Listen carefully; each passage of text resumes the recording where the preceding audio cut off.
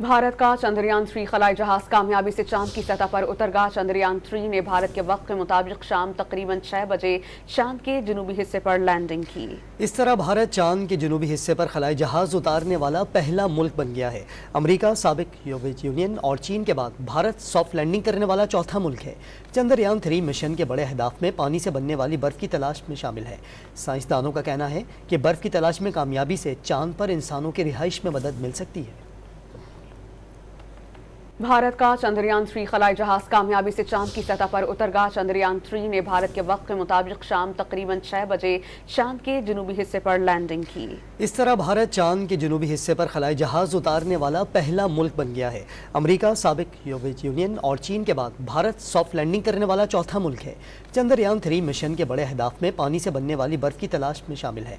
साइंसदानों का कहना है कि बर्फ की तलाश में कामयाबी से चांद पर इंसानों की रिहाइश में मदद मिल सकती है।